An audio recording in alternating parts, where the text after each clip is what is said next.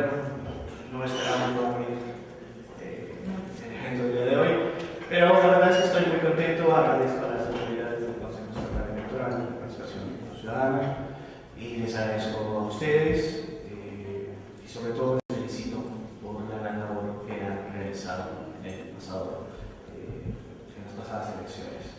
Bueno, la charla del día de hoy se titula ¿Qué democracia es esta? Es poco común que una charla de este tipo tenga un título en forma de pregunta y tiene sentido, ¿no?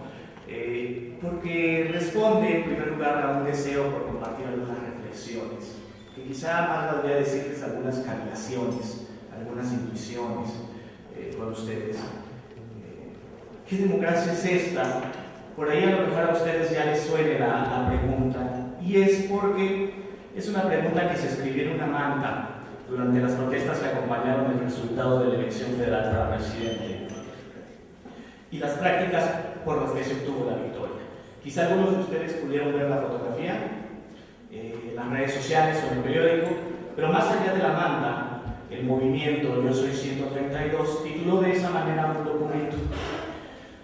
Una carta abierta al pueblo de México, al que dieron lectura en las afueras del Tribunal Electoral del Poder Judicial de la Federación el 30 de agosto de 2012, en el que planteaban una serie de preguntas cuestionando no solo la forma de realizar la victoria de la elección, sino algunas de las formas de ser de nuestro país. Y es esto lo que quiero hoy compartir con ustedes, algunas reflexiones sobre cómo se le pensó a la democracia en México y qué es lo que podemos hacer para que funcione mejor. Mis reflexiones por ahí pueden ser coincidentes con las suyas o a lo mejor no. Y la verdad es que eso no es lo que importa. Lo que importa es que, y espero, les mueva a hacer una reflexión, ya sea en un sentido para decir sí, puede que tenga razón, o para decir no, está loco. Pero lo importante es eso, lo importante es que se animen a hacer la reflexión y que se animen a compartir la reflexión, así como se animaron a participar en la organización de la elección. Solo si hacemos esto, solo si nos animamos a reflexionar, si nos animamos a compartir nuestras reflexiones, habremos logrado algo que hace mucha falta en nuestro Estado, en nuestro país, que es pensar sobre la política y hablar sobre la política. Hablar sobre la política, van a decir, pero es que se habla mucho sobre la política. Yo les diría, no, se habla mucho sobre los políticos. Y lo que suele suceder es que se habla además mal sobre los políticos, y la mayor parte de las veces con justa razón. Pero el que se hable tanto y mal de los políticos nos hace olvidar algunas otras cosas, como por ejemplo que la política y la democracia no es propiedad exclusiva de los políticos. Y eso es sumamente importante.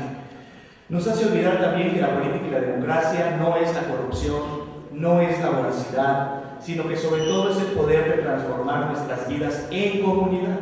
Y eso es sumamente importante. Participando, sobre todo, como lo han hecho ustedes, en la organización política de la sociedad y definiendo cómo queremos que sea el futuro del país y sobre todo cómo queremos que sea el futuro de nuestra comunidad, de nuestras vidas. Este olvido hace parecer que el mundo de la política está completamente ajeno a nosotros, que está completamente distante.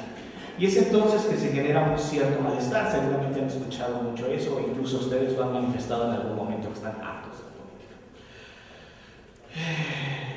Y sí, hartos de la política y de los políticos. ¿Por qué? Pues porque no se han alcanzado los resultados que se suponía vendrían con la democracia. Y esto ha generado una sensación de falta, de ausencia de resultados, de ausencia de transparencia, de ausencia y finalmente de decepción política. Ahora, ¿dónde podemos ver algunos de esos indicadores de este malestar? Hay algo que se llama Latinobarómetro, probablemente ya lo hayan escuchado ustedes. Es un organismo regional que estudia en América Latina cómo va la democracia, digamos, ¿no? Y estos son algunos datos para México en el 2011. Un apoyo a la democracia de 40%, mientras que 36% le da lo mismo si el gobierno es autoritario o es democrático. 14% preferiría tener un gobierno autoritario. Ahora bien, vamos a decir, si la elección del 2000 se señaló como el momento del arreglo pleno de la democracia en México, ¿por qué se dan estos datos?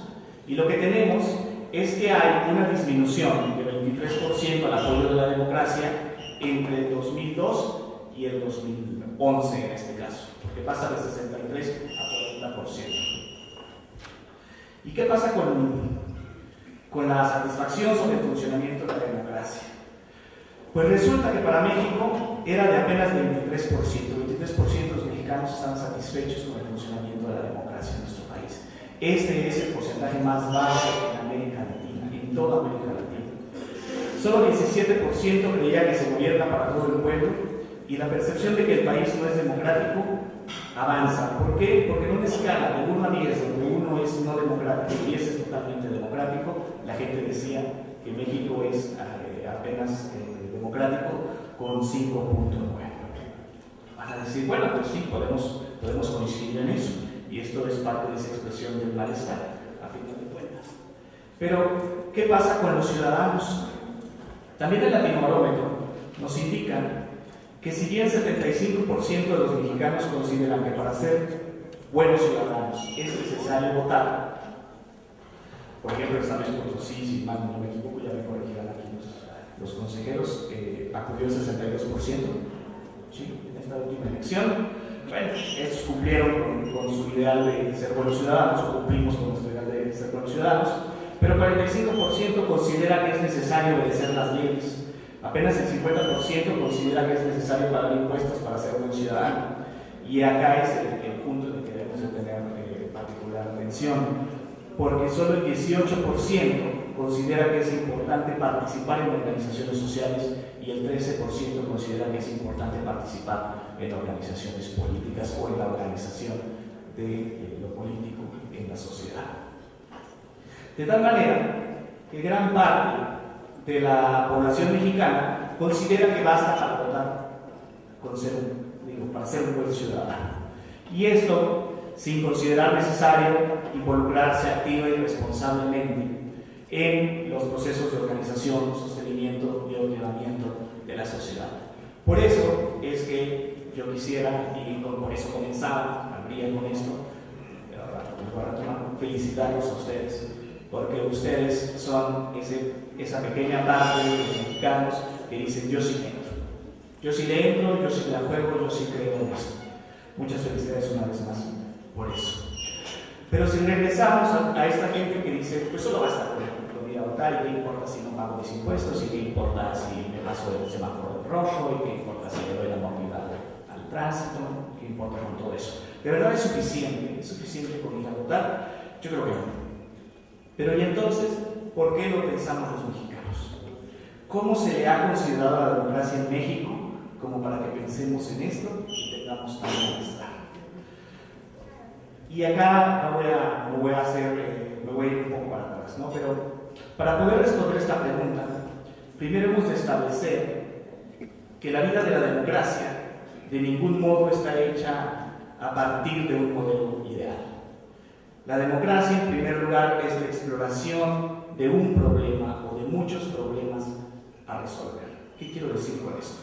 Que la democracia que vivimos, la democracia realmente existente, no surge a partir de un modelo ideal, sino que surge a partir de las luchas de una sociedad por organizarse mejor, por ser más justa, por ser más equitativa. A partir de ahí es que surge la democracia. Y entonces se le van agregando ciertos componentes y dejando de lado otros de acuerdo a las circunstancias y a los problemas particulares de cada sociedad. Y esto me lleva entonces a preguntar: ¿qué problemas o situaciones conflictivas son las que tuvieron como respuesta el proceso de construcción de la democracia en México? ¿Y qué fue lo que tuvo que suceder como para que llegáramos hoy en 2012, de acuerdo a los datos del Latinobarómetro, para que pensemos que democracia solo es elecciones, cuando es muchas cosas más? No me voy hasta la revolución, no lo voy a hacer. Voy a comenzar en los años 40 del siglo pasado y prometo que iré muy rápido, porque creo que a esta hora todos tenemos hambre. Bueno, ¿por qué los 40? Porque es el momento en que se institucionaliza el régimen político, salen los militares de la vida política. Es un momento interesante, porque si bien se reconoce en ese momento, en los años 40, fíjense, que no existe la competencia electoral real en México, Si bien se reconoce eso, de todos modos al régimen político en México se le llama democracia. Y se le llama democracia social, y entonces acá es cuando nosotros decimos, a ver, ¿cómo si sabemos que el primer componente para que un régimen político sea democracia es la existencia de elecciones reales sometidas? Y resulta que en ese momento no las había y sin embargo le decían democracia.